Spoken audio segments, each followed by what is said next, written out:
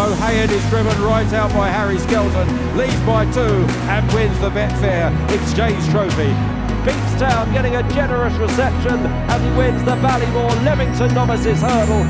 It's Petit Soir who is clear under Harry Skelton and will win the Gaskell's Handicap Hurdle. And Roxana will take the Mayor's Hurdle for Dan and Harry Skelton. It's Chilabello being driven right out by Harry Skelton. 2 lengths, too good, wins the county.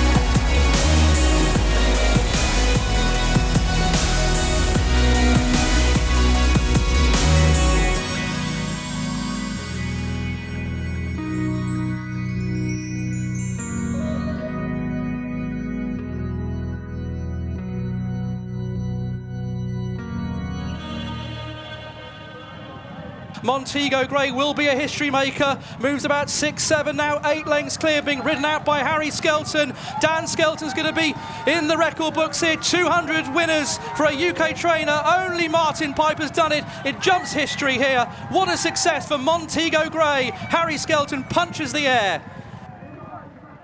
I overheard you talking to one of the lads earlier and you said if it exists it's possible. Does that pretty much sum up how your training career's gone so far? Yeah, I suppose it does a bit.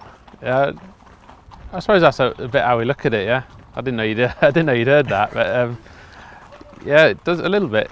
We've always sort of believed it's possible, and you know, when I was growing up with my dad show jumping, it didn't matter the quality of horse that he was on. I just knew that he believed it was possible. So he might be riding in a Grand Prix and know he's on a horse that isn't good enough, but when he went in that ring and the bell went, he somehow persuaded himself it was possible. Sometimes that transfers down the reins and gives the horses a bit of confidence as well. And you know, you've got to be a believer in sport. You've got to believe it's possible. They've always had that drive to win and will to win, and it was always. It's like Flo, my little granddaughter, said, you know, she's only 5, and she said second's boring, and I think that's how they take it. They like to win, and I was the same. You know, it was sort of installed into me to winning is what it's all about, and yeah, I mean they get on great together. Has it been the dream fulfilled, or is this just the justification for the belief and the hard work? It's definitely not a dream fulfilled, because you know, I have got a burning urge to be champion trainer. And you know, I know that Paul, you know, I worked for Paul for all those years, and I know that he did as well. And you know, the human nature is once you've had one, you want a second, and then once you've had a second, you start looking at how many other people had and all that type of thing. Like, I know how many times Martin Pipe got to 200, and you know, we are a pretty young team really. This is only our 6th season of doing it. And I don't want to sort of rest upon laurels, and never would anyway, but I don't think it's like a dream achieved. But I suppose you could say short term it's a season's ambition. At the start of the year I looked at it and thought maybe it's possible, put it to the back of my mind, and then when it became achievable in February, thought we'd bring the summer horses forward a month and give it a good pop. But you know, there's a lot more things that we all want to achieve. You know, Grade 1 winners, festivals, all those grails out there, the Gold Cups, Champion Hurdles, Grand Nationals, and all that type of thing. They're the big pinnacles as well. What really characterises Dan when you're working with him day in, day out? What's he like? Just wants to win. Second is not good enough. So that mentality installed is unbelievable. I've not met a person in my life that wants to win more than Dan Skelton. Obviously it's what everybody here lives for to do anyway. It's such a great tight-knit team, and we all enjoy doing the job, otherwise we wouldn't be here. I mean, to get the 200 winners is just, it's an unbelievable achievement that, you know, but it just shows to Dan's dedication and drive to the sport. You know, it makes it all worthwhile at the end of the day. Was there something almost quite fitting about the style in which that you have achieved the success so far, going into it needing 6 and then 6 achieved in the day? That's just the way that you've done it, really, isn't it? That was great, because you know, when you're doing things, when you're trying to achieve things like that, you know, it can be quite frustrating. You can almost trip over the line, and yeah, you know, you can just get there out of sheer doggedness and determination, which is an achievement in its own right. To literally tough it out. When the going gets tough, you're gonna make it happen. Yeah. But to just explode over the line with 6 in a day, was magic. And it's a huge team effort. I was at my in-laws with Grace and Flo, and I was watching it all, and it just shows you sort of how much I can trust the team to get on with the day and to deliver the results. It's what we do, it's what they do. It's not just what I do, it's what they do. They are extremely professional. They're determined. They all loved it. They got emotional when we did it, and that means a lot to me. That they're invested in it, and that you cannot put that on a sort of job description. You must be emotionally invested in this job. You must be determined. You are or you aren't. And I'm very lucky that I've got those people that sort of meet my determination to do this, and they have achieved it every single bit as much as I have. Obviously, the amount of winners has sort of been fairly unbelievable. When I came here, I sort of jumping on the bandwagon slightly. Dan had just trained his first 100 winners in a season, and ever since then it's grown and grown with the amount of winners, the amount of horses we train. You could see something was going on, and obviously I'd spent a lot of time with Harry in the weighing room as a jockey. I hadn't spent that much time with Dan. I knew a lot about Dan, but as soon as you step foot in the yard, the first time I came and met Dan, I had a look round, you could sense something was happening, and he's very driven. Do you know what I mean? They're winners. That comes from their dad, Nick. And their will to win, it is sort of infectious. It runs through the whole team, and you could sense from a very early stage that he wanted to be at the top of the tree, and that's where he's hoping to get. Is he outwardly driven all the time, Dan? Yeah, all the time. Yeah, one of his favourite sayings, he'll come in the office in the morning, and sort of me, Tolly and Sam will be in there waiting to do the board, and Harry, and he'll be like, "Come on, we revved, come on, let's get revved." And that sort of then from 7 o'clock in the morning, you're gone. It's you're going racing, I'll be going racing, and we'll be going, don't get them beat today, and make sure they win. It's every day. He's on it. Yeah. Do you know what?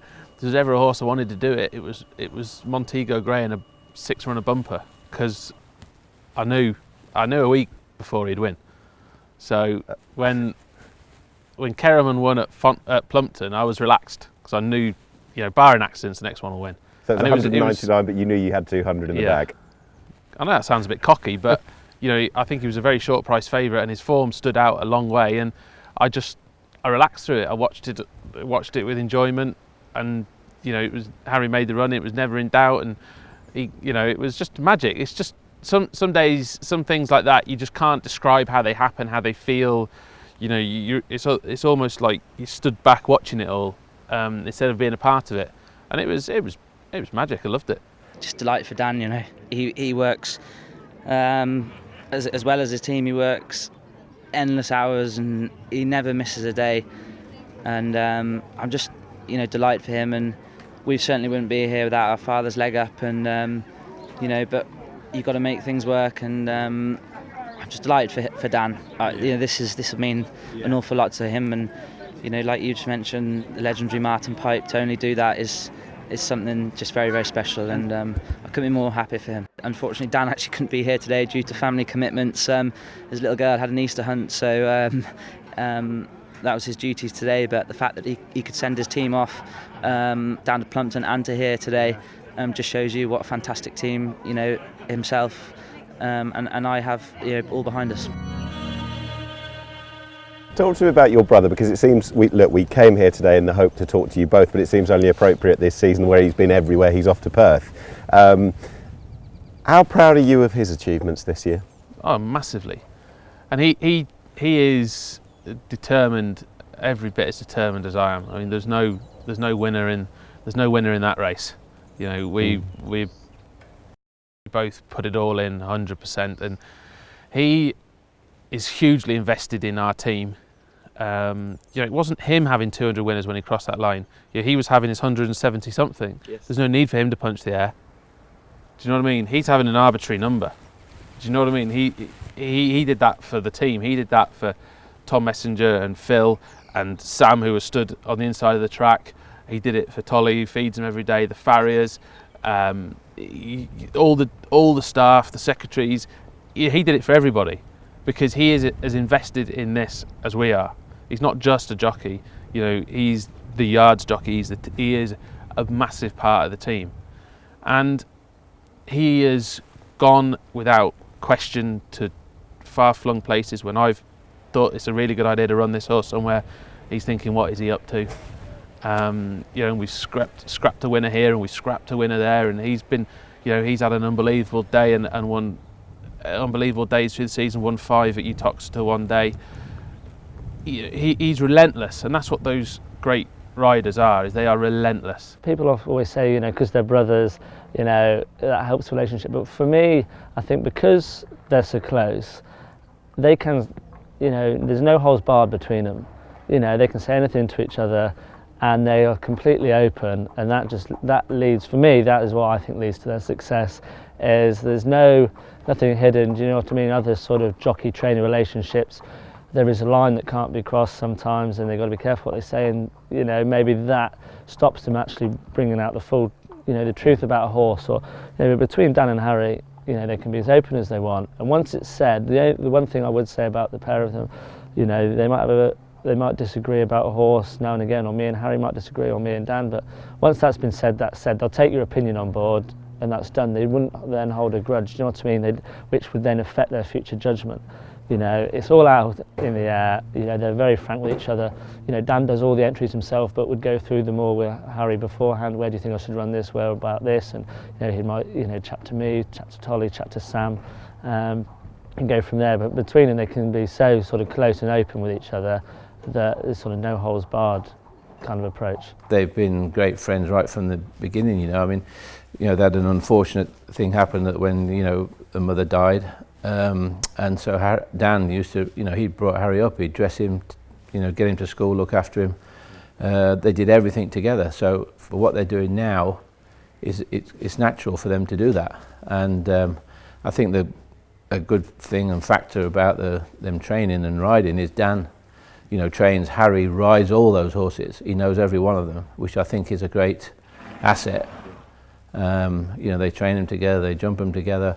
So it all, it's all paid off and it works well. Luckily, he doesn't have to put up with too many of the negatives. Like, I never get on to him. If he thinks he's ridden one badly, he'll say he's ridden one badly. It doesn't need me to suggest he might have or anything like that.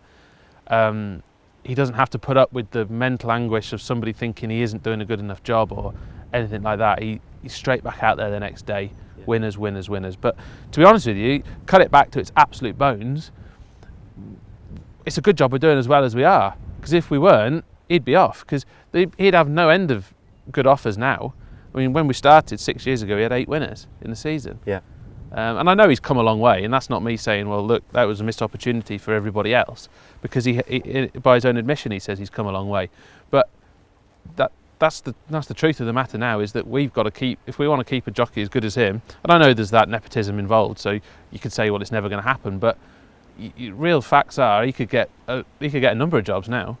What would it mean to you to give him the ammunition to be champion jockey? That is the dream, to be honest with you, because by achieving the champion status, be it champion trainer or champion jockey, I got to witness Paul doing it, and by achieving that, you get lots of good days along the way. Yeah. Do you know what I mean? You get to have big winners, you get to have doubles, trebles, whatever. And that's part of reaching that end goal. But to do that, to be able to do that for Harry, would just not many brothers get the opportunity to do that for their brother. And Dad would get an enormous amount of pleasure, satisfaction, completeness out of being able to do that as well.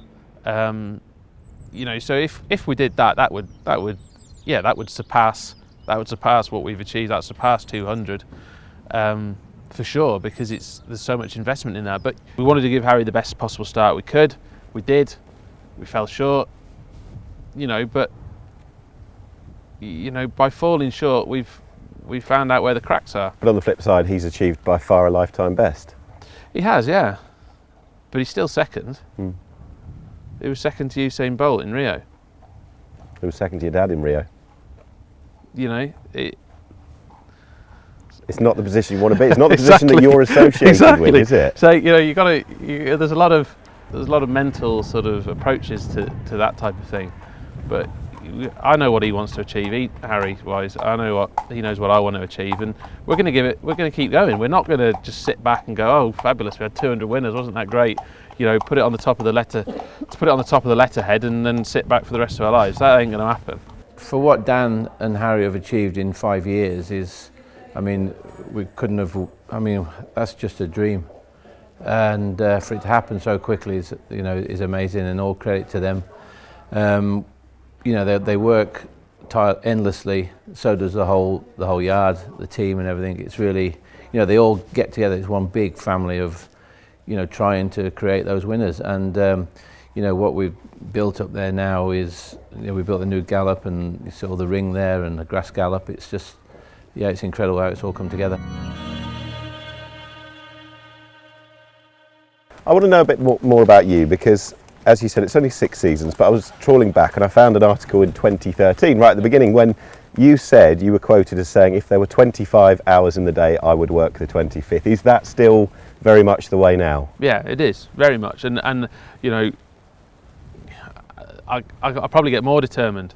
When we started out, and I think we started with 12 horses here, and it snowballed very quickly. Don't get me wrong, I'm not saying that, we were a 12 horse yard and we did this from nothing and we barely got any support. That is not the case at all. I'm not trying to sort of put a spin on this story to say that we come from nothing. My dad invested a lot of money in us at the start. A lot of owners and supporters came and really got behind us, and then the more they saw of the facilities, and then we got a bit of success, and people got really interested in it, and it just ballooned beyond recognition. But when we were at that number, and the determination was to go forward, and I remember sort of like somebody saying to me one day, what's your business strategy? I said, well, just grow. Yeah. And I actually look back, when we had that fastest 100th winner of the season, I actually spoke to Grace, Harry, my dad, Bridget, and we had a very frank conversation. And I said to them, look, we instilled this so strongly at the start, this growth attitude. I said, it's still there.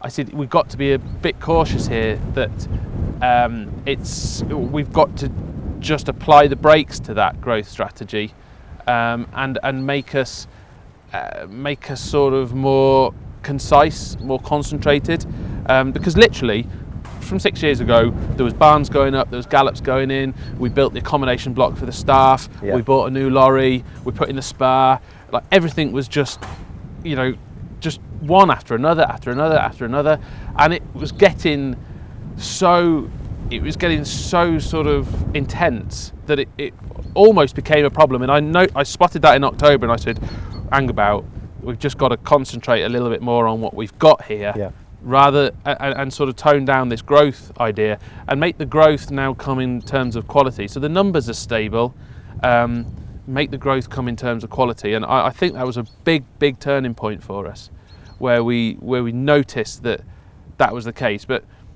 in terms of working hours and determination and all that, like it does change.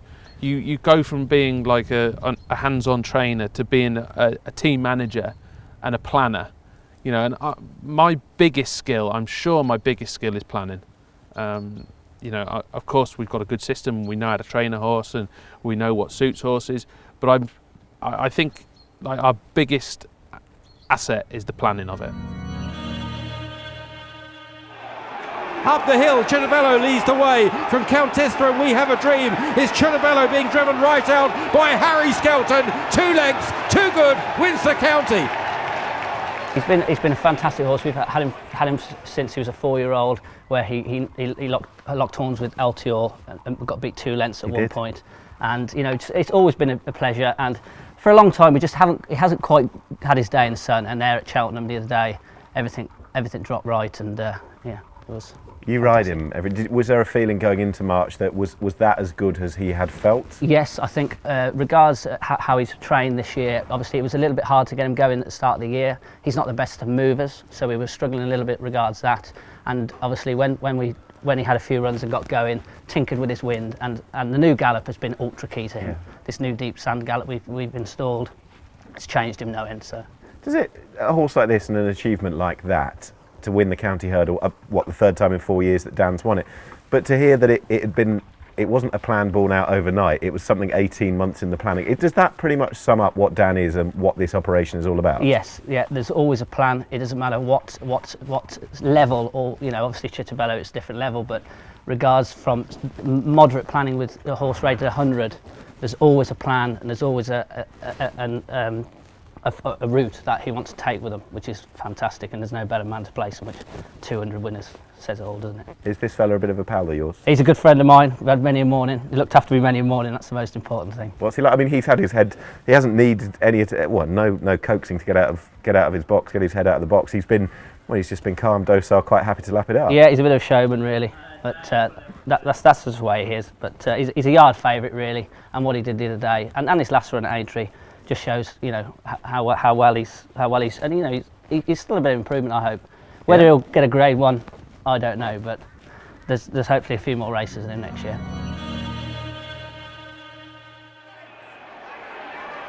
The 10th and final flight, Benny Dedieu is out in front and still very much in hand. She rises, but she's down at the final flight when she held a 2.5 length lead. Roxana has been left in front. Stormy Island is now beginning to rally. Roxana flashes her tail. She wanders under pressure, but she will hold on, and Roxana will take the mare's hurdle for Dan and Harry Skelton. For everyone to have that first Grade 1 victory, did it do an awful lot for the yard? Yeah, massive. Yeah, obviously Aintree the year before with the two mares running so well and knocking on the door. And we also had Mamela go very close up there.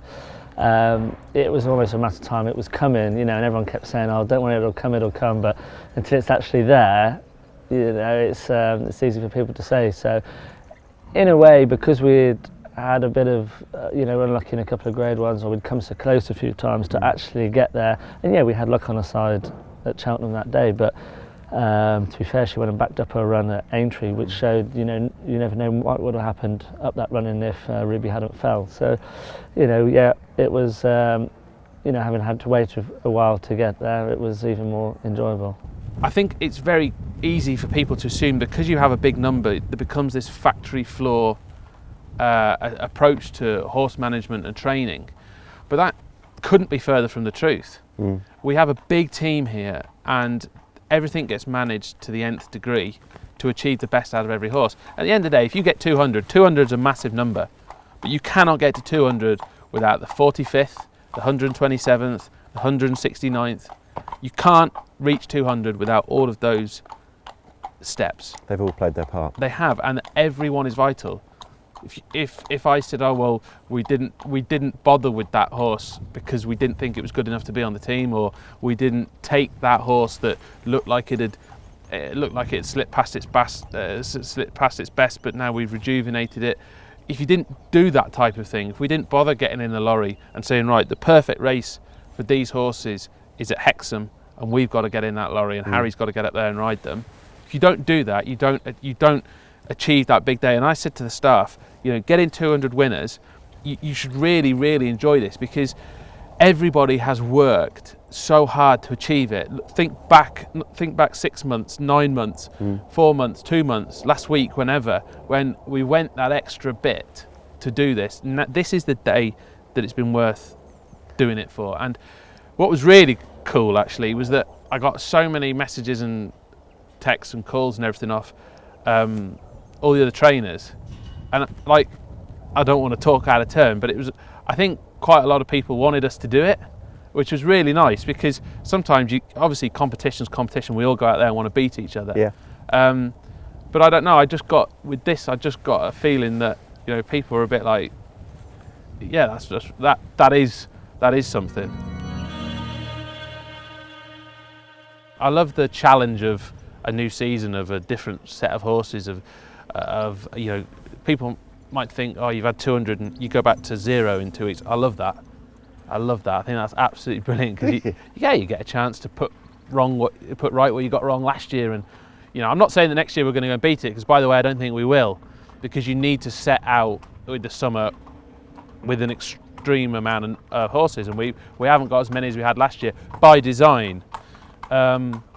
but it doesn't mean that, you know, one day we might just think, right, we'll see if this route works for us, because I do split it into two seasons. I go May to October and then October, you know, to April. I do split it into two halves, and I'd like to try and, you know, tweak the October to April up a couple of notches. Yeah. But do you think it's only a matter of time before you're working with a champion trainer and a champion jockey? Yeah, you know, most definitely. I think, you know, obviously it's different here, obviously, because you've got Dan and Harry. You're working for both of them.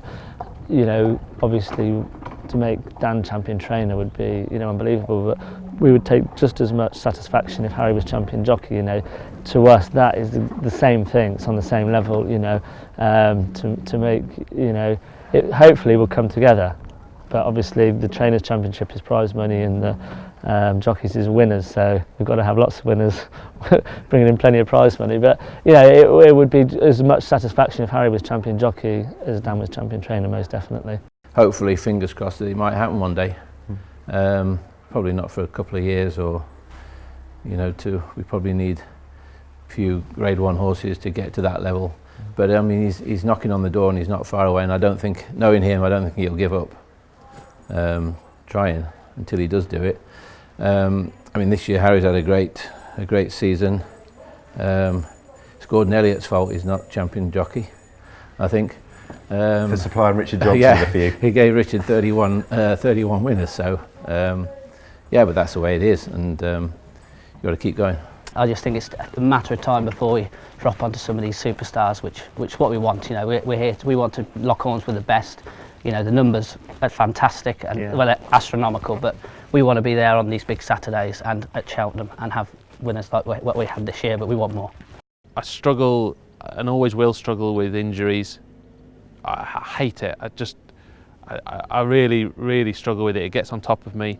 You know, we've put in a load of facilities to make sure that, you know, we keep them as sound as possible, but inevitably things happen, and that really grinds me. That gets me down. That gets me down emotionally. That gets me down, you know, in every way it possibly could. Because at the end of the day, we are the managers. We are the protectors of the horses, and you know that is difficult. But I do the rest of it. I mean, I love competing. Like you said, we've had nearly 1,000 runners. I love that. I love, because every time you have a runner, you've got a chance for a winner. You can compete. You can be in that race. You know, it gets your blood going. You can be a part of that competition. I love that.